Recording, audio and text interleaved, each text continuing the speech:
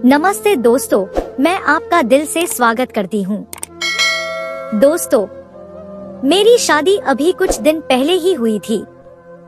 ससुराल जाकर मुझे पता चला कि मेरा देवर अंधा था, मगर पति का चहेता भाई होने की वजह से मैं उसके सारे काम करती थी।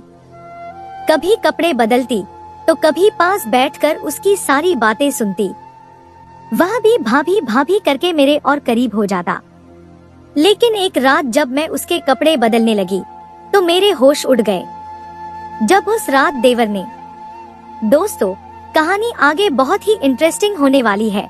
कृपया कहानी को पूरा सुनिए और आपने हमारा चैनल अभी तक सब्सक्राइब नहीं किया है तो कर लें, क्योंकि हम ऐसी रोज एक नई कहानी लेकर आते हैं। दोस्तों, मेरी शादी होने के बाद जब मैं अपने ससुराल आई तो रिश्तेदारों की औरतों ने मुझे सबके सामने ही बैठा दिया। मेरे सामने बैठा चारपाई पर मेरा छोटा देवर मुझे टुकुर टुकुर देख रहा था और मुस्कुरा भी रहा था। उसी दिन मेरी नजर उस पर पड़ी थी। मुझे यह बात बहुत बुरी लगी कि वह लगातार मुझे ही क्यों देखे जा रहा है। उस वक्त वह 16 साल का था। वह अच्छा प्यारा सा लड़का था, लेकिन ऐसी हरकत 20 मिनट तक करता रहा। अलग किस्म की औरतें मेरे पास आती रहीं और मिठाई खिलाने लगी, लेकिन मेरा देवर ना तो उठकर मेरे पास आया और ना मुझसे कोई बात की। वह सामने बैठकर एकटक मुझे देखे जा रहा था। 2-4 बार मेरी उस पर नजर पड़ी तो मैं उसे खुद को देखते हुए ही पाया। मैंने दिल में यह सोचा कि बहुत ही बेशर्म सा लड़का है। बड़ी भाभी तो माँ और बड़ी बहन जैसी होती है, इसे जरा शर्म नहीं है। यह कैसे सबके सामने बस मुझे ही ताके जा रहा है। अपने माथे पर बाल डाले उसे घूरने लगी थी, लेकिन वह अजीब पागल था। वह बस मुझे ही देखे जा रहा था और मुस्कुराए जा रहा था। मुझे उसके यूं मुस्कुराने पर गुस्सा आने लगा था, पर थोड़े ही समय रस्में खत्म हुई और मैं अपने कमरे में आ गई। मेरा मूड बहुत खराब हो चुका था। इस पर अरुण भी मेरे कमरे में देर से आए तो मैं बिल्कुल उदास ही बैठी थी। वह मेरे पास आकर बैठे तो मैंने उन्हें गुस्से देखने लगी थी। मुझे यूं उदास देखकर कहने लगे, क्या बात है पूनम? फिर वह समझे कि शायद काफी देर से कमरे में आए हैं, इसलिए मैं नाराज होने लगी। वह कहने लगे, मेरे दोस्त आज मेरा पीछा नहीं छोड़ रहे थे। तुम तो जानती हो, ऐसे मौके पर दोस्तों की मजाक आसमान पर होती है। बहरहाल फिर अरुण की तारीफ सुनकर मेरा मूड खुश हो गया था। मैंने देवर की बात को अपने पति के सामने दोहराया नहीं था कि क्या सोचेंगे। आते ही मेरे भाई के बारे में ऐसी बातें शुरू कर दी है। मेरा पति का एक ही भाई था, सोहन। उनके माता पिता नहीं थे। उस वक्त घर में मैं, मेरा पति और मेरा देवर सोहन था। सुबह जब मेरी आंख खुली तो अरुण कहने लगे, आज का नाश्ता मैं बाजार से ही ले आया हूँ, लेकिन देखो मेरे घर पर कोई औरत नहीं है, इसलिए आज की मेहमान नवाजी तो मैं निभा दी है, लेकिन कल से सब कुछ तुम्हें ही संभालना पड़ेगा। यह बात मैं पहले से ही जानती थी, इसलिए मैंने कोई भी ऐतराज नहीं किया। जैसे ही मैं नाश्ता करने के लिए बाहर आई तो नाश्ते की टेबल पर मेरा देवर बैठा था। मैं उसके सामने बैठ गई। वह मुझे देखकर मुस्कुराने लगा। जब अरुण टेबल के पास आए तो मेरे बजाय सोहन के पास बैठ गए। उसकी प्लेट में चना डाले और रोटी तोड़कर अपने हाथ से खिलाने लगे।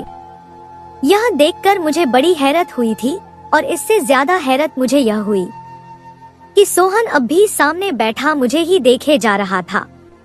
उसे तो अपने भाई का भी लिहाजा नहीं था और गुस्सा मुझे अरुण पर भी आने लगा।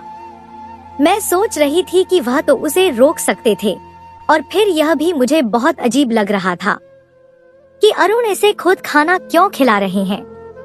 वह 16 साल का लड़का था, क्या खुद नहीं खा सकता था? मैंने कहा, अरुण, सोहन खुद भी खा सकता है, आप अपना नाश्ता करें। मेरी बात सुनकर वह कहने लगे, पूनम, सोहन अंधा है, यह देख नहीं सकता है। यह सुना था कि मेरा निवाला हाथ में ही रह गया। मैं बड़ी हैरत से देखने लगी। वह अच्छा खासा खूबसूरत लड़का था। उसकी आंखें भी था जो बेहद खूबसूरत था। मुझे ना जाने क्यों बड़ा ही दुख और अफसोस हुआ था। बस उसकी आंखों में यह कमी थी कि वह देख नहीं सकता था और कल से मैं ना जाने दिल में उसे कितना बुरा भला कह चुकी थी। अरुण के चेहरे पर उदासी थी। अरुण कहने लगा कि सोहन बचपन से ही अंधा है, यह देख नहीं सकता है। इसका बहुत इलाज करवाने की कोशिश की, लेकिन डॉक्टर कहते हैं कि ऑपरेशन से भी कोई फायदा नहीं है। अरुण कहने लगे, इसके सारे काम मैं करता हूँ, लेकिन अब यह तुम्हारी जिम्मेदारी है। तुम इसे अपना छोटा भाई समझकर इसके सारे काम किया करो। मैंने कहा, ठीक है, लेकिन मुझे बेहद अफसोस हुआ यह सुनकर कि सोहन अंधा है। सोहन देखने में कितना खूबसूरत और हसीन था, काश यह देख भी सकता। मेरी बात सुनकर सोहन की आंखों में आंसू छलके थे। कहने लगा, भाभी मेरी बड़ी ख्वाहिश थी कि मैं आपको देखूं, लेकिन देखो मेरी बदकिस्मती, मेरा एक ही भाभी है और मैं उसे देख भी नहीं सकता। कुछ देर पहले जो मेरे दिल में सोहन के लिए नफरत के जज्बात थे, वह अब हमदर्दी में बदल चुके थे। लेकिन मेरे होश उस वक्त उड़े जब अरुण ने अपनी ड्यूटी ज्वाइन की।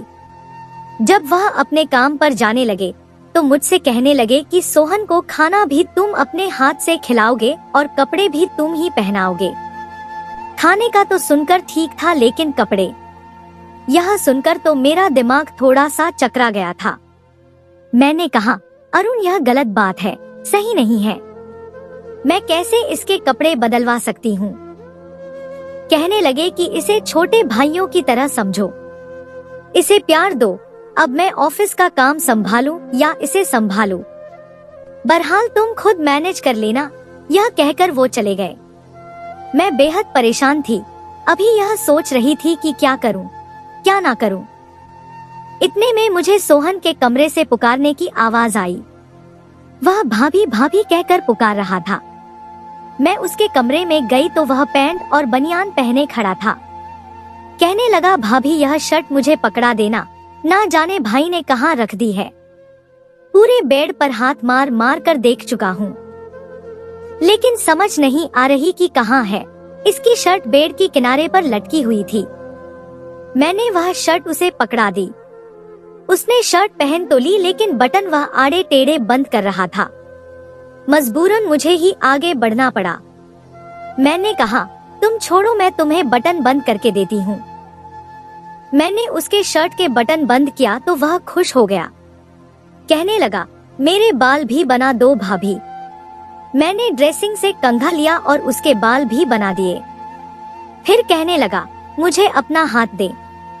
मैंने कहा, क्यों? वह कहने लगा, दो। तो मैंने डरते डरते उसे अपना हाथ पकड़ा दिया। मैं यह सोच रही थी कि वो क्यों मेरा हाथ पकड़ना चाहता है। उसने मेरे हाथ को अपने दोनों हाथों में ले लिया और वह कहने लगा, आपका बहुत बहुत शुक्रिया। यह कहकर मेरा हाथ छोड़ दिया और कहने लगा, भाभी आपको देख तो नहीं सकता, लेकिन महसूस तो कर सकता हूँ। इसलिए आपका हाथ पकड़कर महसूस करना चाहता था कि भाभी कैसी होती है। मुझे तो माँ की मोहब्बत भी नसीब ना हुई। मैं बहुत छोटा था जब मेरी माँ का देहांत हो गया और पापा भी 2 साल पहले ही मर गए। जब तक मेरे पापा जिंदा थे तो वही मुझे संभालते थे, लेकिन इसके बाद सारी जिम्मेदारी अरुण भैया पर आ गई और शादी के बाद आपने भी कुछ दिन अच्छे नहीं गुजारे। मेरा बोझ आप पर पड़ गया। वह बड़ा उदास सा होकर यह सब कह रहा था। मैंने कहा, तुम किसी पर भी बोझ नहीं हो और मुझ पर तो बिल्कुल भी नहीं। मेरी बात पर वह मुस्कुराने लगा। कहने लगा, आप बहुत अच्छी है, मेरा कितना ख्याल रखती हैं। लेकिन जैसे जैसे वक्त गुजरता गया, मेरे देवर सोहन की हरकतें कुछ अजीब से होने लगी थी। वह मुझसे बहुत ज्यादा खुले मिजाज का होने लगा था। अब तो मुझे खुद पुकार के कहता, भाभी मुझे शर्ट पहना दे। मुझसे बटन सही से बंद नहीं होते। कभी कहता कि तौलिया से मेरे बाल साफ कर दीजिए। यह काम तो मैं खुद भी कर सकता था। मुझे तो लगा था कि बस एक देवर है और एक पति, मुझे तो घर में कोई काम ही नहीं होगा। लेकिन मैं तो इस सोहन की वजह से घन चक्कर से बनकर रह गई थी। कभी किचन में बर्तन धो रही होती तो वह भाभी भाभी चिल्लाने लगता। मैं भागी दौड़ी उसके कमरे में जाती तो वह हंसने लगता, हाथ में मोबाइल पकड़ा होता और कहने लगता, मेरे साथ बैठकर यह गाना तो सुनिए, कितना अच्छा है। वह देख तो नहीं सकता था लेकिन सुन सकता था, इसलिए मोबाइल पर कहानी और गाने सुनना उसका शौक था। मैं कहती, तुम सुन रहे हो तो खामोशी से सुनते रहो, मुझे यह बताओ कि मैं बर्तन धोऊं, खाना बनाऊं या फिर मैं तुम्हारे साथ बैठकर यह गाने और कहानी सुनूं। मैंने बड़े प्यार से उसे डांटा था और ऐसा भी एहसास दिलाया था कि मुझ पर बहुत ज्यादा जिम्मेदारी है।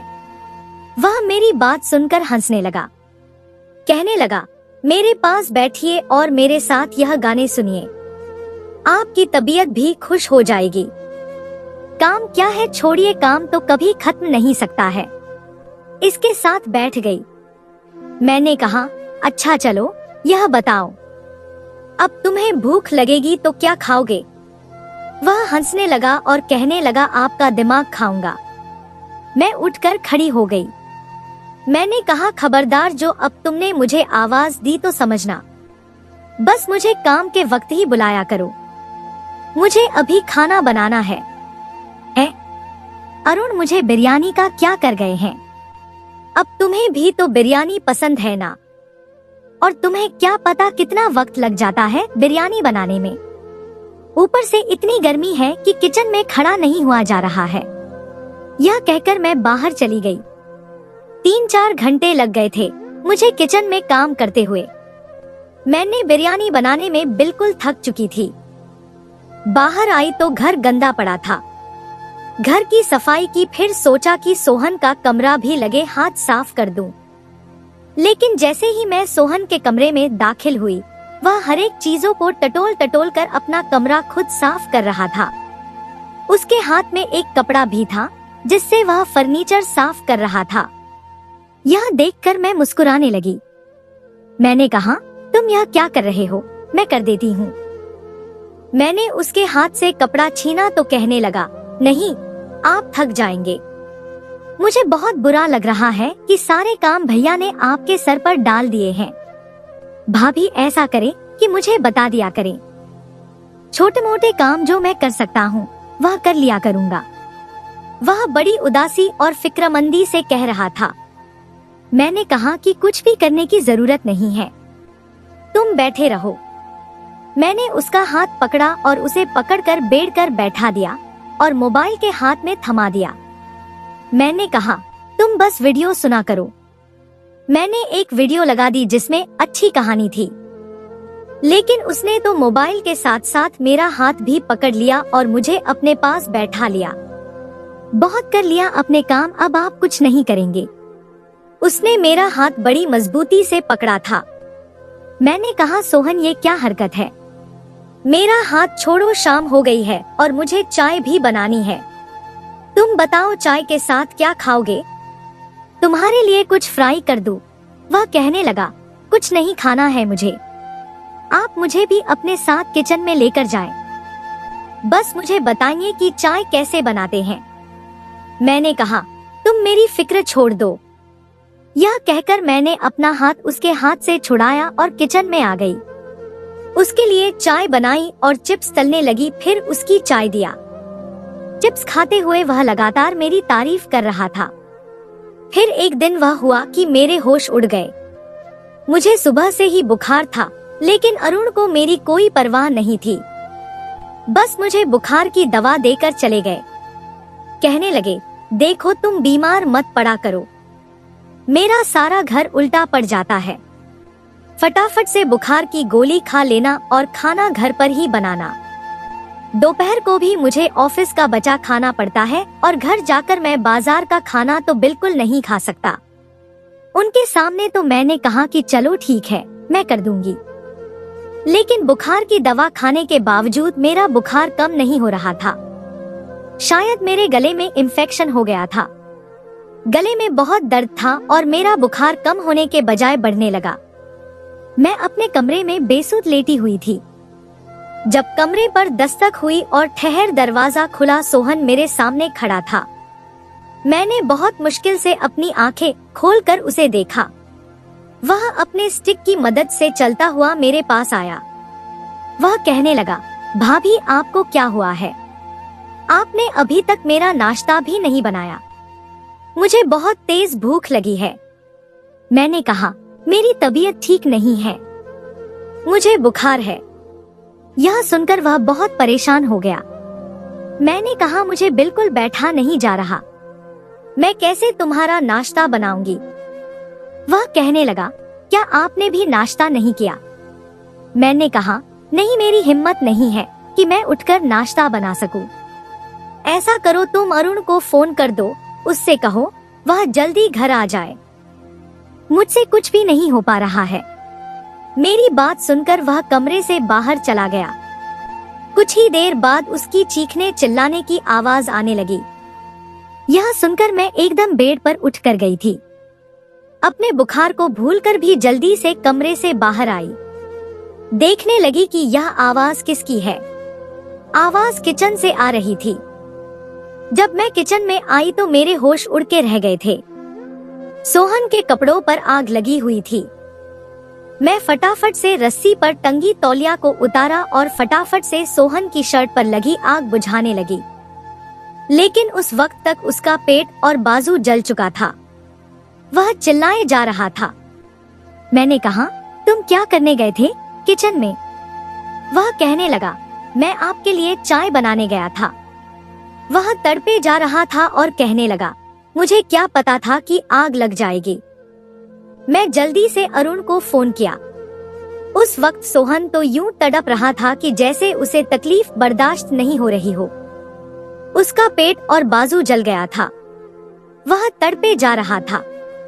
अरुण को जब पता चला तो वो भी थोड़ी ही देर बाद घर आ गए थे। सोहन का पेट और बाजू काफी हद तक जल चुका था और वह रो रहा था। अरुण उसे डॉक्टर के पास ले गए। मैं घर पर ही थी और बेहद परेशान थी। लेकिन जब मुझे अरुण का फोन आया तो मैंने तुरंत ही फोन उठाया। मैंने पूछा कि सोहन कैसा है। वह कहने लगे, उसका पेट और बाजू कितना जख्मी हुआ है। मैंने तुम्हें भी कहा था कि इसका ख्याल रखा करो।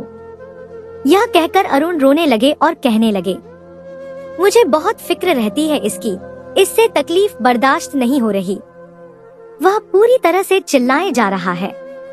मैंने कहा, मुझे बुखार था, मुझे क्या मालूम कि वह कब किचन में चला गया। आंसू मेरे भी बह रहे थे। अरुण कहने लगा कि मैं अस्पताल में ही रहूंगा, तुम मेरा इंतजार मत करना। मैंने कहा, ठीक है। मुझे लगा कि सुबह तक सोहन को राहत मिल जाएगी, वह ठीक हो जाएगा, फिर घर आ जाएगा, मैं उसका बहुत ख्याल रखूंगी। लेकिन जो खबर मुझे सुबह सुनने को मिली, मेरे होश उड़कर रह गए थे। अरुण ने कहा कि सोहन हम लोगों के बीच नहीं रहा। यह सुनकर मैं रोने लगी। मैंने कहा, अरुण नहीं, आप क्या कह रहे हैं? उसको बस जरा सी आग तो लगी थी, उसे कैसे कुछ हो सकता है, वह कैसे मर सकता है? मैं रोए जा रही थी तो अरुण भी रो रहे थे। वह कहने लगे, आग इसके दिल तक पहुंच चुका था। बहुत कोशिश की डॉक्टर ने, लेकिन इससे तकलीफ सही नहीं जा रही थी। पूरी रात भर मेरा भाई दर्द से तड़पता रहा। मेरा हाथ पकड़े ही कहता रहा, भैया मैं मरना नहीं चाहता, मैं जीना चाहता हूँ, मुझे बचा लो। अभी तो बहन जैसी भाभी मिली है मुझे, लेकिन वह जा चुका था। यह सदमा हम दोनों मियाँ बीवी के लिए ही बहुत बड़ा था। मुझे अक्सर घर में सोहन की भाभी भाभी पुकारने की आवाज आती थी। मैं भागकर जब उसके कमरे में जाती तो खाली कमरा देखकर मैं फूट फूट कर रोने लगती। कभी मुझे लगता है कि वह हंस रहा है और कह रहा है, भाभी छोड़िए सारे काम और मेरे पास आकर बैठिए, मैं आपको गाने सुनाता हूँ। चंद महीने बाद मैं उम्मीद से हुई थी। अरुण मेरा बहुत ज्यादा ख्याल रखने लगे थे, लेकिन यह पूरा वक्त भी मैं सोहन की याद में रोते हुए गुजारी थी। वह बहुत ही अच्छा इंसान था और मेरा बहुत ख्याल रखता था। मैं खुद सोच रही थी, काश मैं उठ जाती, नाश्ता बना लेती, पर जो किस्मत में होता है उसे कौन रोक सकता है। कुछ ही महीने बाद मेरे घर बेटा पैदा हुआ था। अरुण बहुत ठीक रहने लगे। वह कहने लगे, बच्चे का नाम तुम अपनी मर्जी का रखो। मैंने कहा, मुझे इसका नाम सोहन रखना है। वह मेरी बात सुनकर अरुण की आंखें भी भर गई थी। मैंने अपने बच्चे को सीने से लगा लिया। मैंने कहा, ऊपर वाले ने हमें दूसरा सोहन दे दिया है, यही अब हमारे गमों को भरेगा। तो दोस्तों, यह थी हमारी आज की कहानी। आपको सुनकर कैसी लगी हमें कमेंट करके जरूर बताएं और हमारी वीडियो को ज्यादा से ज्यादा अपने दोस्तों में शेयर करें और हमारे चैनल को भी सब्सक्राइब कर लें ताकि आने वाली वीडियो का नोटिफिकेशन आप तक तुरंत पहुंचे। मैं मिलती हूं आपसे अगली वीडियो में, तब तक के लिए धन्यवाद।